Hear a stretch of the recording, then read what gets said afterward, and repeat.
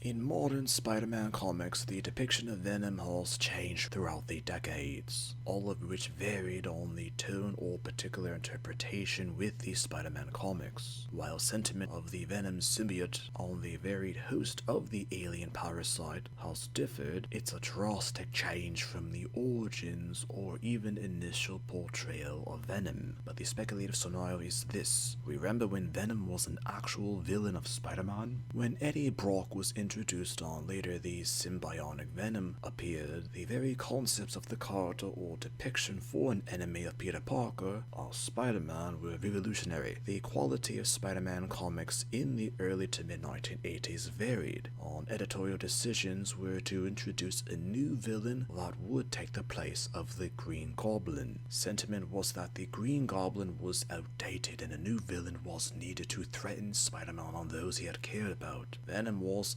originally to define or give a physical appearance to sentiment in the United States at the time, which were darkness, ruthlessness, madness, but most of all uncertainty. Nothing of the sort had ever been depicted within Spider-Man comics like that before. On the gritty and jarring artwork of Todd McFarlane in his prime also added to the reader's interpretation of Venom. This gritty and almost demonic Venom was considered an evolution from the black costume that Peter Parker wore as Spider-Man during the Secret Wars. Sentiment at the time considered Venom to be something completely unexpected from the initial black costume. All it's now known that if any other artist had drawn Eddie Brock or Venom at this crucial time, the character would have arguably had not the same importance to Spider-Man within the comics as we now know it to have been. By popular opinion, the artwork of Venom by Todd McFarlane at this time is considered to be some of the best ever drawn for a Spider-Man comic.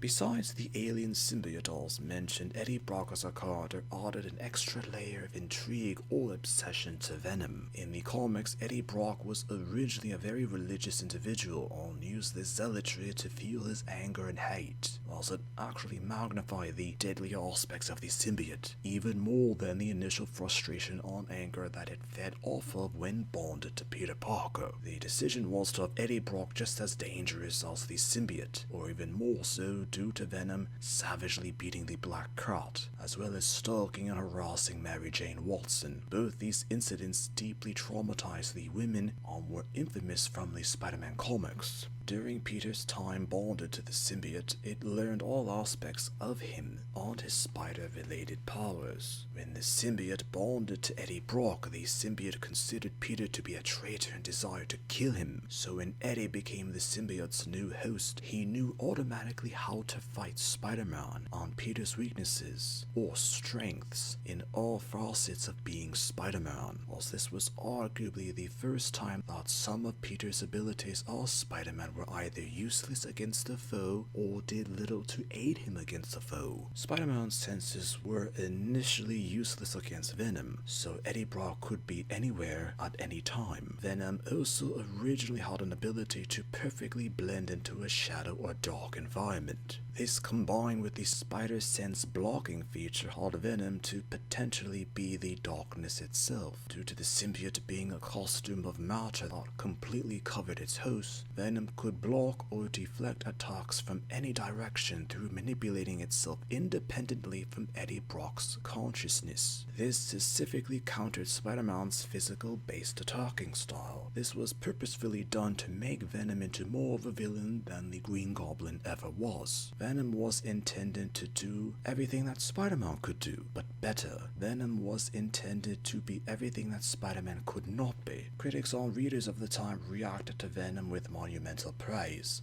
as it helped to reinvent Spider-Man for the Bronze Age of Marvel Comics. However, this was short-lived as due to the praise that Eddie Brock and Venom received, the character was soon changed into that of a vigilante, and with his own agenda aside from the original obsessing over Peter Parker or Spider-Man. Opinions of the time further halted that, due to the sentiment with the original incarnation of Venom, writers of Spider-Man comics since would try to bring Eddie Brock back to Venom in ways or methods that were depicted as the character was originally known as. But none of these said depictions ever held the same impact from that time, and more than likely none of these depictions will ever have the same magnitude or importance as they once did.